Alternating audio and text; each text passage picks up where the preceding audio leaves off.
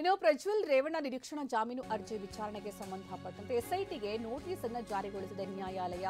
ಪ್ರಜ್ವಲ್ ಅರ್ಜಿ ವಿಚಾರಣೆಯನ್ನು ಮೇ 31ಕ್ಕೆ ಕೋರ್ಟ್ ಮುಂದೂಡಿತ್ತು. ಆದರೆ ಇಂದೇ ವಿಚಾರಣೆ ಮಾಡುವಂತೆ ವಕೀಲರು ಮನವಿ ಮಾಡಿಕೊಂಡಿದ್ದಾರೆ. ಮೇ 31ರಂದು ಪ್ರಜ್ವಲ್ ಬೆಂಗಳೂರಿಗೆ ಬರ್ತಾ ಇದ್ದಾರೆ. ನಾಳೆ ವಿಚಾರಣೆ ಸಾಧ್ಯವಿಲ್ಲ ಅಂತ ಕೋರ್ಟ್ ಹೇಳಿದ್ದು, ವಿಚಾರಣೆಗೆ ಕೆಲ ಕಾಲ ವಿಚಾರಣೆಯನ್ನು ಮುಂದೂಡೋದಕ್ಕೆ ವಕೀಲರು ಮನವಿ ಮಾಡಿಕೊಂಡಿದ್ದಾರೆ. ಪ್ರಜ್ವಲ್ ರೇವಣ್ಣ ನಿರೀಕ್ಷಣಾ ಜಾಮೀನು ಅರ್ಜಿ ವಿಚಾರಣೆಗೆ ಸಂಬಂಧಪಟ್ಟಂತೆ ಎಸ್ಐಟಿಗೆ ನೋಟಿಸ್ ಅನ್ನು ಜಾರಿಗೊಳಿಸಿದೆ ನ್ಯಾಯಾಲಯ.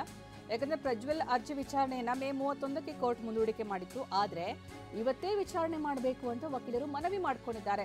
ಯಾಕಂದ್ರೆ ಇಲ್ಲಿ ಮೇ 31ರಂದು ಪ್ರಜ್ವಲ್ ಬೆಂಗಳೂರಿಗೆ ಬರ್ತಾ ಇದ್ದಾರೆ ಅಂತ ಇಲ್ಲಿ ಪ್ರಜ್ವಲ್ ಪರ ವಕೀಲರು ಮನವಿ ಮಾಡ್ಕೊಂಡಿರೋದು. ಆದ್ರೆ ಇಲ್ಲಿ ನಾಳೆ ವಿಚಾರಣೆ ಸಾಧ್ಯ ಇಲ್ಲ ಅಂತ ಕೋರ್ಟ್ ಹೇಳಿದೆ. ವಿಚಾರಣೆಯನ್ನ ಕೆಲ ಕಾಲ ಮುಂದೂಡಬೇಕು ಅಂತ ವಕೀಲರು ಮನವಿ ಮಾಡಿಕೊಂಡಿದ್ದಾರೆ. ಎಸ್ಐಟಿಗೆ ನ್ಯಾಯಾಲಯ ನೋಟಿಸ್ ಅನ್ನು ಜಾರಿ ಮಾಡಿದೆ. ಜಾಮೀನು ಅರ್ಜಿ ವಿಚಾರಣೆಗೆ ಸಂಬಂಧಪಟ್ಟಂತೆ ಪ್ರಜ್ವಲ್ ರೇವಣ್ಣ ನಿರೀಕ್ಷಣಾ ಜಾಮೀನು ಅರ್ಜಿ ವಿಚಾರಣೆಗೆ ಸಂಬಂಧಪಟ್ಟಂತೆ ಪ್ರಜ್ವಲ್ ಅರ್ಜಿ ವಿಚಾರಣೆ ಮೇ 31ಕ್ಕೆ ಕೋರ್ಟ್ ಮುಂದೂಡಿಕೆ ಮಾಡಿತ್ತು. ಆದರೆ ಇಲ್ಲ, ಇವತ್ತೇ ವಿಚಾರಣೆ ಮಾಡಿ ಅಂತ ವಕೀಲರು ಮನವಿ ಮಾಡಿಕೊಂಡ್ರು. ಮೇ 31ರಂದೇ ಪ್ರಜ್ವಲ್ ಬೆಂಗಳೂರಿಗೆ ಬರ್ತಾ ಇದ್ದಾರೆ. ಹಾಗಾಗಿ ಇವತ್ತೇ ಮಾಡಿ ಅಂತ. ಆದರೆ ನಾಳೆ ವಿಚಾರಣೆ ಮಾಡೋದಕ್ಕೆ ಸಾಧ್ಯ ಇಲ್ಲ ಅಂತ ಕೋರ್ಟ್ ಅಭಿಪ್ರಾಯಪಟ್ಟಿದೆ. ಹೀಗಾಗಿ ಕೆಲ ಕಾಲ ವಿಚಾರಣೆಯನ್ನು ಮುಂದೂಡಿಕೆ ಮಾಡುವಂತಹ ಸಾಧ್ಯತೆ ಇದೆ. ವಕೀಲರು ಆ ಬಗ್ಗೆ ಮನವಿಯನ್ನ ಮಾಡಿಕೊಂಡಿದ್ದಾರೆ.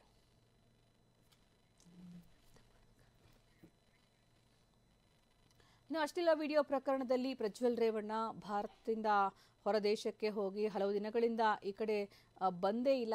ಅಷ್ಟೇ ಅಲ್ಲ, ಪ್ರಜ್ವಲ್ ರೇವಣ್ಣ ಯಾವಾಗ ಬರ್ತಾರೆ ಅಂತ ಎಸ್ಐಟಿ ಟೀಮಿಂದ ಹಿಡಿದು ಎಲ್ಲರೂ ಕೂಡ ಕಾಯ್ತಾ ಇದ್ದಾರೆ. ಈ ಪ್ರಕರಣದಲ್ಲಿ ಅವರು ಬೇಕಾಗಿರುವಂತಹ ಕಾರಣಕ್ಕಾಗಿ ಅವರ ಒಂದು ಪ್ರಕರಣದಲ್ಲಿ ವಿಚಾರಣೆ ನಡೆಸಬೇಕು. ಜೊತೆಗೆ ಬಂಧನದ ಒಂದು ಸಾಧ್ಯತೆ ಕೂಡ ಇದೆ ಎಸ್ಐಟಿ ಟೀಮ್ ಕಡೆಯಿಂದ. ಯಾಕಂದರೆ ಇಲ್ಲಿ ಪ್ರಜ್ವಲ್ ರೇವಣ್ಣನೇ ಈ ಪ್ರಕರಣದಲ್ಲಿ ಪ್ರಮುಖವಾಗಿ ಎಸ್ಐಟಿ ಟೀಮ್ ತಲಾಶ್ ಮಾಡ್ತಾ ಇರೋದು. ಅದರಲ್ಲಿ ಪ್ರಜ್ವಲ್ ರೇವಣ್ಣ ಇವತ್ತು ಬರ್ತಾರೆ, ನಾಳೆ ಬರ್ತಾರೆ, ಅಲ್ಲಿರ್ತಾರೆ, ಇಲ್ಲಿರ್ತಾರೆ ಅಂತ ಸಾಕಷ್ಟು ಊಹಾಪೋಹಗಳನ್ನು ಹರಿಬಿಡಲಾಗಿದ್ದಾದರೂ ಕೂಡ ಈಗ ಅಂತಿಮವಾಗಿ ವಿಡಿಯೋ ರಿಲೀಸ್ ಮಾಡಿ ನಾನೇ ಬರ್ತಾ ಇದ್ದೀನಿ ಅಂತ ಪ್ರಜ್ವಲ್ ರೇವಣ್ಣ ಹೇಳಿರುವ ಕಾರಣಕ್ಕಾಗಿ ಎಸ್ಐಟಿ ಟೀಮ್ 31ಕ್ಕೆ ಪ್ರಜ್ವಲ್ ರೇವಣ್ಣ ಬರ್ತಾರೆ ಅಂತ ಎಲ್ಲ ರೀತಿಯ ಸಜ್ಜು ಮಾಡಿಕೊಂಡಿದೆ ವಿಚಾರಣೆ ನಡೆಸೋದಕ್ಕೆ. ಈ ಬಗ್ಗೆ ಹೆಚ್ಚಿನ ಮಾಹಿತಿ ನೀಡ್ತಾರೆ ನಮ್ಮ ಪ್ರತಿನಿಧಿ ರಮೇಶ್.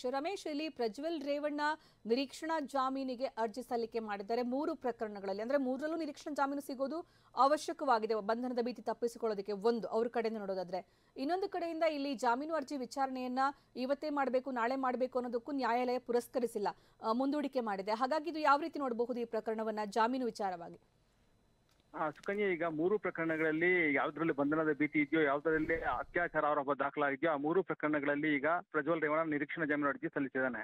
ಈಗ ಅರ್ಜಿಗಳ ವಿಚಾರಣೆಗೆ ಈಗ ಕೋರ್ಟ್ ಮುಂದೆ ಬಂದಿತ್ತು. ಕೋರ್ಟ್ ಕೆಲವೊಂದು ಆಫೀಸ್ ಅಬ್ಜೆಕ್ಷನ್ಸ್ ಇತ್ತು, ಅದನ್ನೆಲ್ಲ ಕಂಪ್ಲೇಂಟ್ ಮಾಡಿದೆ. ಅದಾದ್ಮೇಲೆ ಕೋರ್ಟ್ ಈಗ ವಿಚಾರಣೆಯನ್ನ 31ನೇ ತಾರೀಕಿಗೆ ಮುಂದೂಡ್ತು, ಎಸ್ಐಟಿ ನೋಟಿಸ್ ಕೊಟ್ಟು. ಇದಕ್ಕೆ ಪ್ರಜ್ವಲ್ ರೇವಣ್ಣ ಪರ ವಕೀಲರು ಆಕ್ಷೇಪ ಎತ್ತಿದ್ರು. ಈಗ ತುರ್ತು ವಿಚಾರಣೆ ಅವಶ್ಯಕತೆ ಇದೆ. ಯಾಕಂದ್ರೆ ಮೇ 31ನೇ ತಾರೀಕು ಪ್ರಜ್ವಲ್ ರೇವಣ್ಣ ಬರೋದ್ರಿಂದ ಬೆಂಗಳೂರಿಗೆ ಬಂಧನದ ಭೀತಿ ಇದೆ. ಹೀಗಾಗಿ ನಾಳೆನೇ ಅರ್ಜಿಯ ತುರ್ತು ವಿಚಾರಣೆ ಬೇಕು ಅಂತೇಳಿ ಮನವಿ ಮಾಡಿದ್ರು. ಅದಕ್ಕೆ ಕೋರ್ಟ್ ಒಪ್ಪಲಿಲ್ಲ. ಹೀಗಾಗಿ ತಮ್ಮ ಹಿರಿಯ ವಕೀಲರು ಬಂದು ವಾದ ಮಂಡಿಸ್ತಾರೆ ಅಂತೇಳಿ ಸ್ವಲ್ಪ ಕಾಲಾವಕಾಶ ಕೇಳಿದ್ರು. ಹೀಗಾಗಿ ಕೋರ್ಟ್ ಸ್ವಲ್ಪ ಕಾಲ ಒಂದು ಕೇಸನ್ನು ಮುಂದೂಡಿದೆ.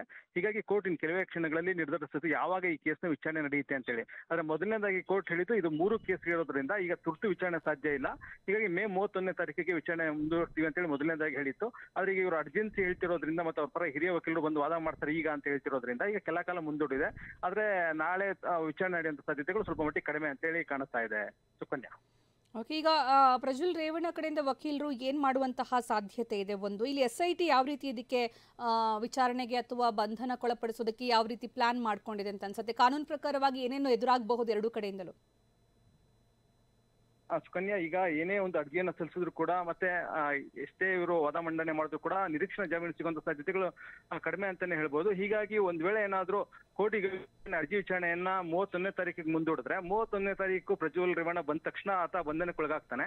ಅಂತ ಸಂದರ್ಭದಲ್ಲಿ ಏನು ಪ್ರಜ್ವಲ್ ರೇವಣ್ಣ ಅರ್ಜಿ ಏನ್ ಸಲ್ಲಿಸಿದಾನೆ ಅದು ನಿಷ್ಫಲ, ಅಂದ್ರೆ ಏನು ಇನ್ಫ್ರಕ್ಚುಯಸ್ ಆಗುತ್ತೆ, ಅದು ವೇಸ್ಟ್ ಆಗುತ್ತೆ. ಆಗ ಮತ್ತೆ ಹೊಸದಾಗಿ ಅವ್ರು ಜಾಮೀನು ಅರ್ಜಿಯನ್ನ ಸಲ್ಲಿಸಬೇಕಾಗತ್ತೆ.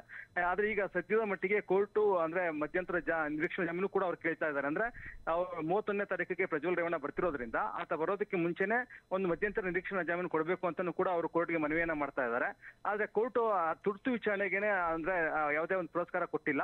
ಹೀಗಾಗಿ ಈಗ ಸ್ವಲ್ಪ ಹೊತ್ತಿನ ನಂತರ ಮತ್ತೆ ಈ ಕೇಸ್ನ ವಿಚಾರಣೆ ನಡೆಯುತ್ತೆ. ಆ ಸಂದರ್ಭದಲ್ಲಿ ಕೋರ್ಟ್ ಯಾವ ದಿನಾಂಕವನ್ನ ಕೊಡುತ್ತೆ ಅನ್ನೋದ್ರ ಮೇಲೆ ಪ್ರಜ್ವಲ್ ರೇವಣ್ಣ ಅವರ ಭವಿಷ್ಯ ನಿರ್ಧಾರ ಆಗುತ್ತೆ. ಒಂದ್ ವೇಳೆ ಏನಾದ್ರು ಕೋರ್ಟ್ ಮೇ 31ನೇ ತಾರೀಕು ಡೇಟ್ ಕೊಟ್ರೆ ಆಗ ಮೇ 31ನೇ ತಾರೀಕು ಅರ್ಜಿ ವಿಚಾರಣೆ ಬರೋ ಅಷ್ಟರಲ್ಲಾಗ್ಲೇನೆ ಪ್ರಜ್ವಲ್ ರೇವಣ್ಣ ಬಂಧನ ಆಗಿರೋ ಸಾಧ್ಯತೆ ಇದೆ. ಯಾಕಂದ್ರೆ ಪ್ರಜ್ವಲ್ ರೇವಣ್ಣ ಅವತ್ತೊಂದು ಬೆಳಗಿನ ಜಾವ ಬಂದ್ರೆ ಅದು ಬೆಳಗಿನ ಜಾವನೇ ಏನು ಏರ್ಪೋರ್ಟ್ ನಲ್ಲೇನೆ ಪ್ರಜ್ವಲ್ ರೇವಣ್ಣ ಬಂಧಿಸಲಾಗುತ್ತೆ. ಹೀಗಾಗಿ ಅಂತ ಸಂದರ್ಭದಲ್ಲಿ ಈ ಅರ್ಜಿನೇ ಏನು ಇನ್ಫ್ರಕ್ಚರ್ಸ್ ಆಗುತ್ತೆ, ಅದು ವೇಸ್ಟ್ ಆಗುತ್ತೆ, ಮತ್ತೆ ಹೊಸದಾಗಿ ಅರ್ಜಿ ಸಲ್ಲಿಸಬೇಕಾಗುತ್ತೆ. ಹೀಗಾಗಿ ಕೋರ್ಟ್ ಯಾವ ದಿನಾಂಕ ಕೊಡುತ್ತೆ ಅನ್ನೋದ್ರ ಆಧಾರದ ಮೇಲೆ ಪ್ರಜ್ವಲ್ ರೇವಣ್ಣ ಏನು ಮಧ್ಯಂತರ ನಿರೀಕ್ಷಣಾ ಜಾಮೀನು ಭವಿಷ್ಯ ಏನಿದೆ ಅದು ನಿರ್ಧಾರ ಆಗುತ್ತೆ. ಅಂದ್ರೆ ರಮೇಶ್, ಇಲ್ಲಿ ಪ್ರಜ್ವಲ್ ರೇವಣ್ಣ ಈಗ ನೇರವಾಗಿ ಕೋರ್ಟ್ಗೆ ಶರಣಾಗುವಂತಹ ಸಾಧ್ಯತೆ ಏನಾದ್ರೂ ಇದೆಯಾ, ಅಥವಾ SIT ಕೈಯಲ್ಲಿ ಬಂಧನಕ್ಕೊಳಗಾಗಿನೇ ಮುಂದುವರಿಸಬೇಕಾಗತ್ತೆ ಒಂದು ಪ್ರಕರಣದಲ್ಲಿ? ಹೇಗೆ ಅಂದ್ರೆ ಸಾಧ್ಯತೆಗಳನ್ನ ನೋಡೋದಾದ್ರೆ?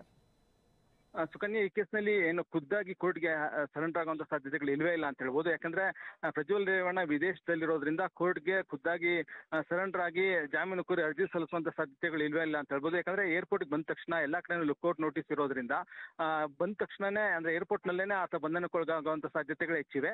ಹೀಗಾಗಿ ಆತ ಕೋರ್ಟ್ಗೆ ಸರೆಂಡರ್ ಆಗಿ ಜಾಮೀನು ಪಡ್ಕೊಳ್ಳುವಂತ ಸಾಧ್ಯತೆಗಳು ಇಲ್ವೇ ಇಲ್ಲ ಅಂತ ಹೇಳ್ಬೋದು. ಒಂದ್ ವೇಳೆ ಆತ ವಿದೇಶದಲ್ಲಿ ಇಲ್ಲೇ ಎಲ್ಲಾದ್ರೂ ಇದ್ದಿದ್ರೆ ಅಂತ ಸಂದರ್ಭದಲ್ಲಿ ಕೋರ್ಟ್ಗೆ ಹಾಜರಾಗಿ ಜಾಮೀನಿಗೆ ಅರ್ಜಿ ಸಲ್ಲಿಸಬಹುದಿತ್ತು. ಅಂತ ಸಂದರ್ಭದಲ್ಲಿ ಕೂಡ ಕೋರ್ಟ್ ಜಾಮೀನು ಕೊಡುವಂತ ಸಾಧ್ಯತೆಗಳು ಕಡಿಮೆ ಇತ್ತು ಅಂತಾನೆ ಹೇಳ್ಬೋದು. ಯಾಕಂದ್ರೆ ಇದ್ರಲ್ಲೆಲ್ಲವೂ ಕೂಡ ಕಾಗ್ನಿಸಬಲ್ ಕೇಸ್ ಇದೆ, ಜೊತೆಗೆ 3 ಅತ್ಯಾಚಾರ ಪ್ರಕರಣಗಳಿರೋದ್ರಿಂದ ಆ ಸಾಧ್ಯತೆಗಳು ಕಡಿಮೆ ಇತ್ತು ಅಂತಾನೆ ಹೇಳ್ಬೋದು. ಸುಕನ್ಯಾ, ಧನ್ಯವಾದ ರಮೇಶ್.